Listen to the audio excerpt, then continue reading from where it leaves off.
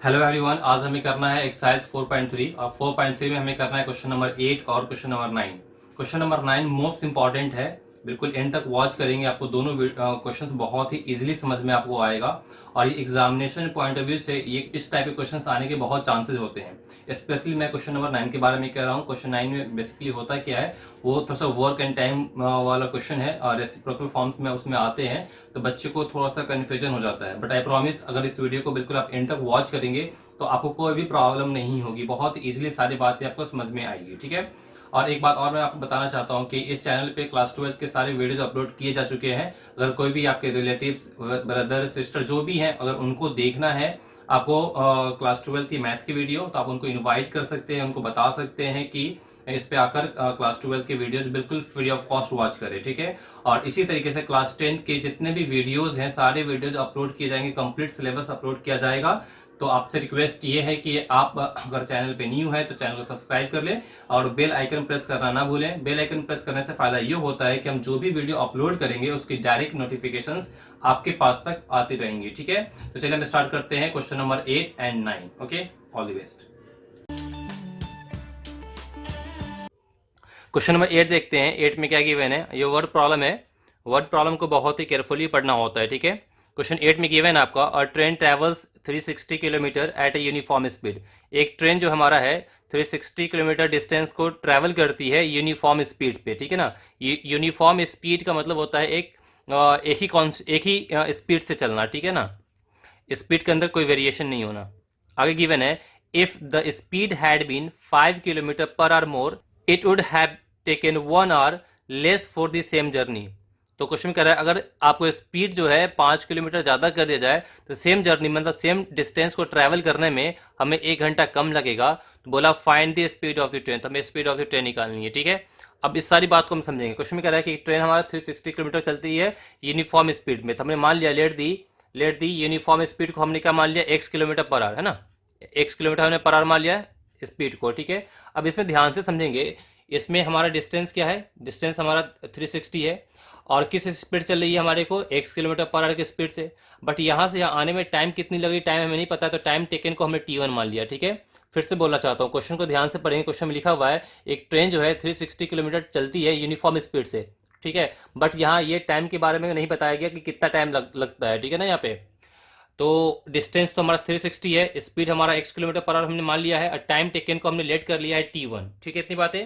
अब यहाँ पे देखेंगे, इसके बाद हमें पता है डिस्टेंस क्या होता है, स्पीड इंटू टाइम होता है। तो टाइम क्या होगा, स्पीड को डिवाइड कर दो डिस्टेंस अपॉन में स्पीड। डिस्टेंस हमारा क्या है 360 है और स्पीड को हमने क्या माना है, x किलोमीटर पर आवर। ठीक है ना।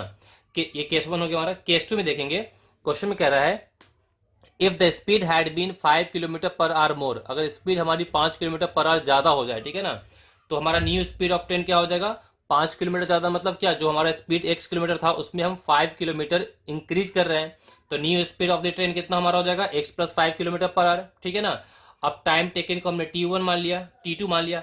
देखो डिस्टेंस हमारा सेम है, 360 है। डिस्टेंस हमारा कितना है, 360 किलोमीटर को अब हमारे न्यू स्पीड, अब हमारी यहाँ पे स्पीड कितनी है, इस 360 किलोमीटर को ट्रैवल करने के लिए हमें स्पीड है x plus 5 kilometre per our है। ठीक है। अब यहाँ से यहाँ आने में न्यू स्पीड से टाइम हमारा कितना लग रहा है ये हमें नहीं पता, तो हमने टाइम टेकन को t2 मान लिया। ठीक है। और हमें पता है कि टाइम क्या होता है, डिस्टेंस अपन स्पीड होता है। तो टाइम हमारा क्या हुआ है, टाइम को हमने t2 माना है, डिस्टेंस हमारा 360 किलोमीटर है और स्पीड हमारा क्या है, x प्लस 5 है। ठीक है, इतनी बातें। अब क्वेश्चन में ध्यान से समझेंगे, क्वेश्चन में पढ़ेंगे तो इसमें लिखा हुआ है, it if the speed had been 5 kilometer per hour more it would have taken 1 hour less for the same journey। तो सेम जर्नी के लिए हमें 1 आवर मीन्स 1 घंटा कम लग रहा है। अब ध्यान समझेंगे, यहाँ पे स्पीड ज्यादा है, यहाँ पे स्पीड क्या हमारा ज्यादा है और यहाँ पे स्पीड हमारा क्या है, कम है। तब जब यहाँ पे स्पीड कम है तो यहाँ पे टाइम ज्यादा लगेगा और यहाँ पे टाइम कम लगेगा। और टाइम कम कितना लगेगा, 1 आवर यहाँ पे कम लगेगा। अब मेरी बात को ध्यान समझेंगे, एक समझाने के लिए बता रहा हूँ कि अगर इस वाले स्पीड से, अगर मैं x किलोमीटर पर आवर के स्पीड से चल रहा हूँ, अगर मुझे टाइम जो है, टाइम की बात कर रहा हूँ, अगर टाइम मुझे सपोज यहाँ पे 7 आवर लग गया, कितना लग गया, 7 आवर। तो यहाँ पे कितना लगेगा, यहाँ पे 1 घंटा पहले पहुंचता है, और मैं इस स्पीड से चलूँ x + 5 किलोमीटर पर आवर की स्पीड से चलूंगा तो यहाँ पे टाइम हमें कितना लगेगा, 6 आवर लगेगा।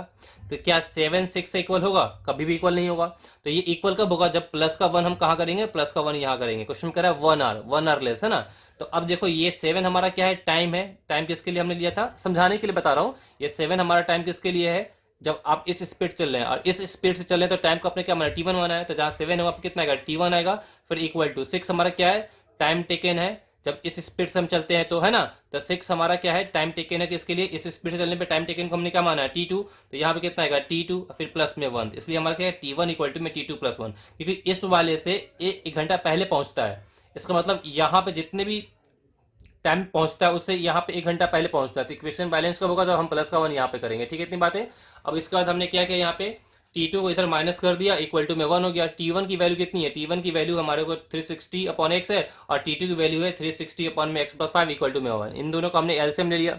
तो इन दोनों के एलसीएम हमारा कितना हो गया, x प्लस का 5 हो गया। तो यहाँ मल्टीप्लाई किया तो कितना गया, 360x हो गया। फिर ये इसको 5 से मल्टीप्लाई किया, कितना गया, 1800। फिर यहाँ मल्टीप्लाई किया तो माइनस का 360, इन दोनों के एलसीएम हमारा ये हो गया, इक्वल टू में 1। ठीक है, आप खुद देखो यहाँ पे ये 360 प्लस माइनस और ये प्लस कैंसिल हो गया, ऊपर में 1800 बचा, नीचे में मल्टीप्लाई कर दो x² प्लस में कितना आएगा, 5x इक्वल टू में 1। ठीक है, क्रॉस मल्टीप्लाई कर लेते हैं। क्रॉस मल्टीप्लाई करेंगे तो कितना आएगा, x² + 5x, और यहाँ पे कितना आएगा, 1800। तो हमने ये 1800 की इधर माइनस कर दिया। जब इसको इधर आप माइनस करेंगे तो कितना, माइनस का 1800। और आपको मैं बता चुका हूँ कि हम फैक्टर कैसे निकालते हैं। इसका जो हमारा कोफिशिएंट कितना 1 है, x² का कोफिशिएंट 1 है, और ये कांस्टेंट हमारा कितना, माइनस का 1800 है। तो 1 को अगर आप मल्टीप्लाई करेंगे माइनस का 1800 से तो कितना आएगा, माइनस का 1800। तो ठीक, हम 1800 का फैक्टर निकालते हैं। तो क्या करते हैं, ये 2 से डिवाइड करेंगे, कितना आएगा, 900। फिर 2 से डिवाइड करेंगे 450, फिर 2 से डिवाइड करेंगे आप इसे, ठीक है ना। तो ये 2 2 5 225। अब ये 2 से डिवाइड होगा नहीं, और हमें देखना है कि ये क्या 3 से डिवाइड हो रहा है। यस, 3 से डिवाइड हो रहा है। 3 से डिवाइड करेंगे कितना आएगा, 7 × 21, फिर आपको 5, तो ये हो जाएगा 7 × 21 15, तो ये 5 हो गया। फिर भी ये 3 से डिवाइड, अभी भी स्टिल 3 से डिवाइड हो रहा है। 3 से डिवाइड करने में कितना आएगा, 25। अब ये 5 से डिवाइड हो रहा है, तो ये 5 हो गया, है ना। इसके फैक्टर्स हम निकाल रहे हैं, ठीक है ना।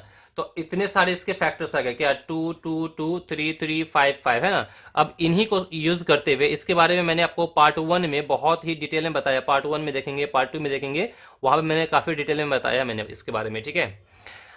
तो बेसिकली बच्चे को क्या होता है कि यहाँ से ना मिडिल टर्म स्प्लिट करने में दिक्कत होती है, ठीक है।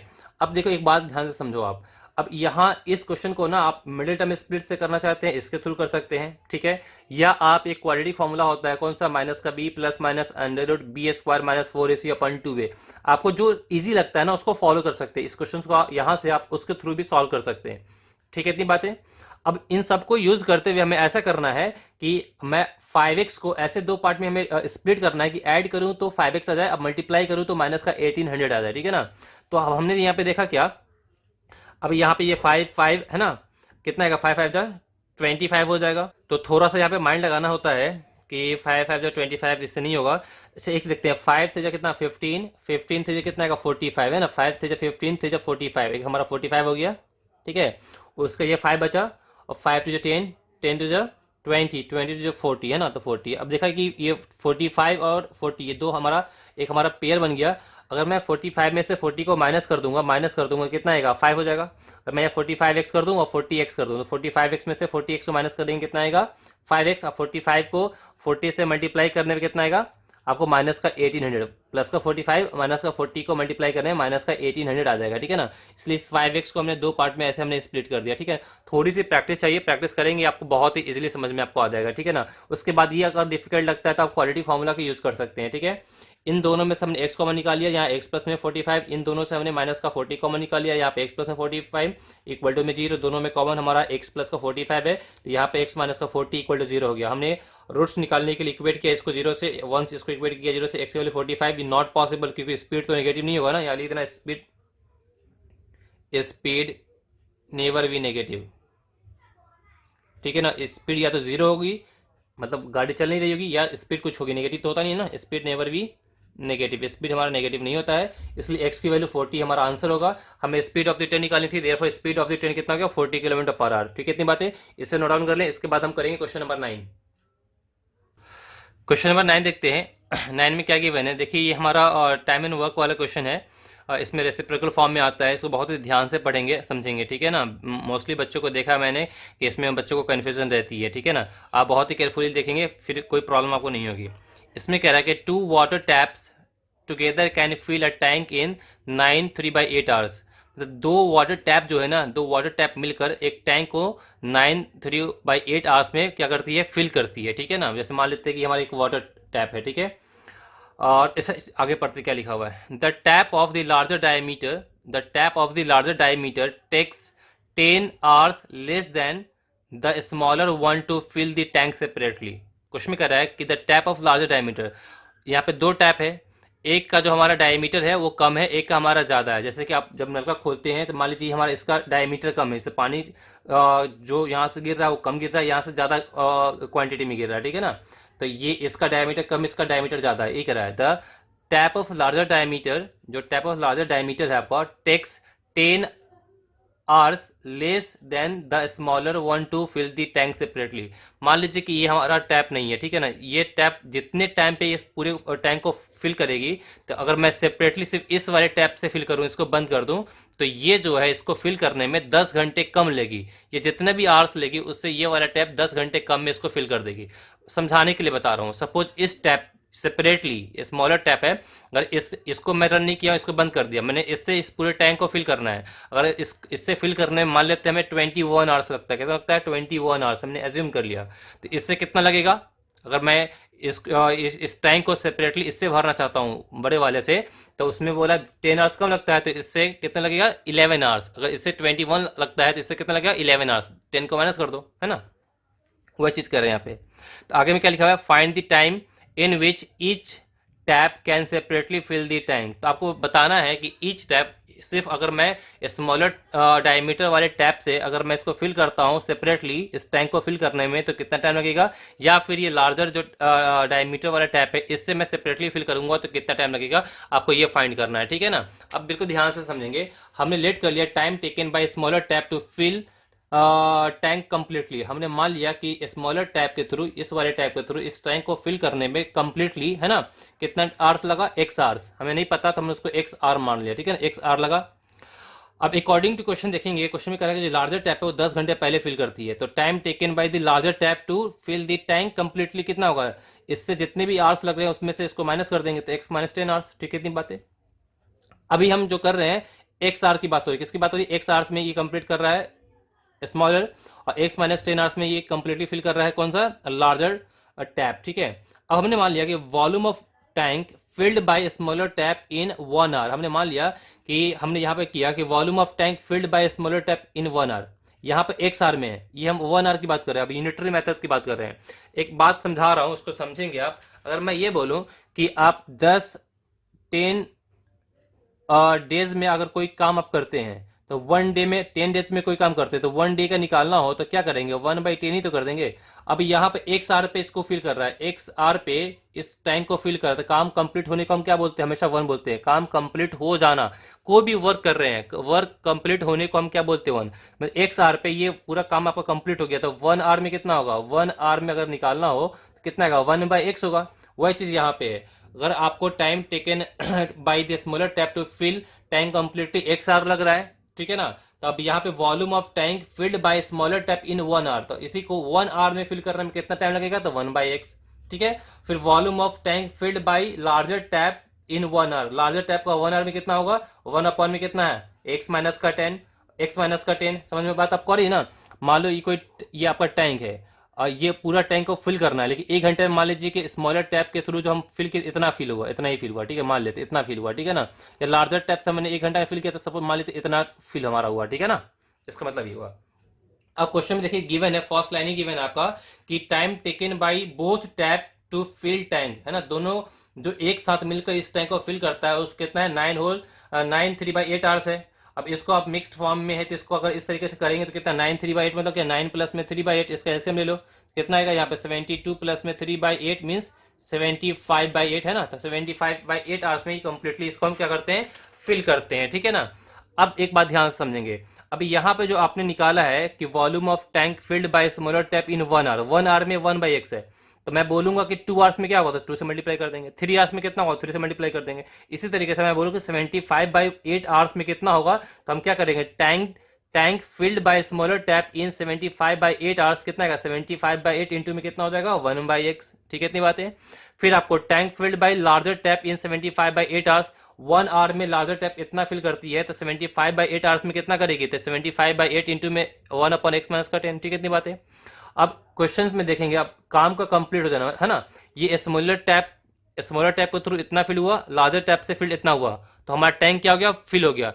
तो अकॉर्डिंग टू क्वेश्चन देखेंगे आप यहाँ पे, तो अब टैंक का फिल हो जाना, इन दोनों को मिलकर टैंक फिल हो जाएगा, तो उसकी वैल्यू कितनी होगी, 1। अभी हमने बताया कि काम का कंप्लीट हो जाना, हमारा टारगेट क्या है कि इस टैंक को फिल कर देना है। ठीक है ना, मतलब आपको 75/8 आवर्स में स्मॉलर टैप के थ्रू फिल हो रहा है, और फिर 75/8 आवर्स में लार्जर टैप के थ्रू फिल हो रहा है। टैंक जब मेरा फुल हो गया, दोनों टैप को मिलाकर जब हमारा टैंक फुल हो गया, तो टैंक फुल हो जाने का मतलब क्या, वर्क कंप्लीट की वैल्यू मतलब क्या होता है, 1 होता है। ठीक है ना, तो वही चीज यहाँ पे, मतलब इसका मतलब ये हुआ कि आप जो टैंक फिल कर रहे हैं, tank filled by smaller tap, ठीक है ना, प्लस में क्या, tank filled by larger tap equal to में कितना होगा, 1।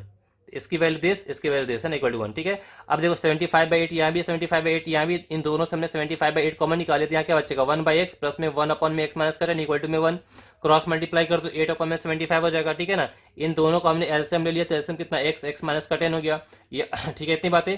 x माइनस 10 को 1 से मल्टीप्लाई करेंगे, x माइनस का 10 हो जाएगा, x को 1 से मल्टीप्लाई किया, x प्लस का x, ये माइनस का x, सॉरी कैंसिल नहीं होगा यहाँ पे, दोनों प्लस में x है। ठीक है ना, अब ये 8 यहाँ मल्टीप्लाई हो गया, 75 यहाँ हो गया, x प्लस x कितना है, 2x, ये माइनस का 10 है, ये मल्टीप्लाई करो x स्क्वायर, यहाँ मल्टीप्लाई किया माइनस का 10x, 8/75। ठीक है, इतनी बातें। इसके बाद हमने क्या किया, इसको यहाँ मल्टीप्लाई कर दिया, इसको क्रॉस मल्टीप्लाई, यहाँ मल्टीप्लाई करें 150x, यहाँ मल्टीप्लाई किया 750, यहाँ मल्टीप्लाई किया 8x स्क्वायर, यहाँ मल्टीप्लाई किया कितना, 80x हो गया। ठीक है ना, अभी हमारा 8x स्क्वायर माइनस में 80x है, इसको इधर हमने माइनस कर दिया था, माइनस का 150, अब प्लस में 750 इक्वल टू 0। 8x स्क्वायर है, इसको इससे माइनस माइनस करेंगे तो कितना का माइनस हो जाएगा, और ऐड करने में कितना 230 हो गया, प्लस में 750 इक्वल टू में 0 हो गया। ठीक है, इतनी बातें। इसके बाद देखिए यहाँ पे, इसके बाद हमने क्या किया, इसमें से 2 को कॉमन निकाले, 2 कॉमन निकाल लिया तो कितना, ये वाला पार्ट बचा, अब 2 इधर 0 हो गया, अब यहाँ 4x स्क्वायर माइनस का 115x प्लस में कितना हो गया, 375 हो गया। ठीक है ना, इसके बाद हमें क्या करना होता है, इसका फैक्टर निकालना होता है। फैक्टर निकालने के लिए हमने बताया था आपको कि एक्स स्क्वायर के कोफिशिएंट को इससे मल्टीप्लाई करते हैं, तो एक्स स्क्वायर के कोफिशिएंट को इससे मल्टीप्लाई करने पे कितना को वो, उसके बाद इसे 2 पार्ट में ऐसे ब्रेक करना है कि ब्रेक करने पे ऐड करूं तो इतना आ जाए, मल्टीप्लाई करने के बाद इन दोनों का प्रोडक्ट हो जाए। ठीक है, तो हम चेक कर लेते हैं यहाँ पे। ठीक है ना, फास्टली है ना, अगर मैं 375 को 4 से मल्टीप्लाई करूंगा, तो 375 को 2 से मल्टीप्लाई करने में आपको हो जाएगा 750 को 2 से मल्टीप्लाई, तो ये हो जाएगा 1500। कितना हो जाएगा ये, 1500। ठीक है ना, इसको मल्टीप्लाई कीजिए, 1500 ही आपका आएगा। ठीक है ना, अब इसके बाद हम क्या क्या करते हैं, 1500 का हम क्या निकालेंगे बताइए, फैक्टर निकालेंगे, तो 2 होगा, ये 750 हो जाएगा, फिर 2 से ये डिवाइड होने पे कितना है, 375 हो जाएगा, और फिर ये आपका 3 से डिवाइड हो जाएगा, तो ये 125 हो गया, फिर ये आपका 5 से डिवाइड होने पे 25 हो गया, फिर ये 5 से डिवाइड होने पे 5,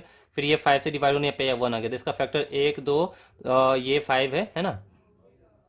और ये अब हमें ऐसा करना है कि इसको यूज़ करते हुए हमें ऐसा करना है कि आप ऐड करो तो माइनस का 115 हो, और मल्टीप्लाई करो तो कितना है, 1500 आए। ठीक है ना, ये तो इसका तरीका है। ठीक है ना, तो अब देखो यहाँ पे 2 इंटू 2 कितना आएगा, 4, 2 इंटू 2 4 हो गया। ठीक है ना, 5 5 जा कितना आएगा, 25, और 25 को 5 इंटू 5 इंटू 5 इंटू 2 इंटू 2 कर दो, एक हमने ऐसा बना दिया, इसको यूज़ किया, इसको यूज़ किया, इसको यूज़ किया, इसको यूज़ किया, और उसके बाद क्या कि इसको हमने अलग कर दिया, 5 से कितना का 15 हो जाएगा। ठीक है, इसको मल्टीप्लाई करने में कितना रहा, 100। ठीक है ना, इसको मल्टीप्लाई करने में कितना, 15।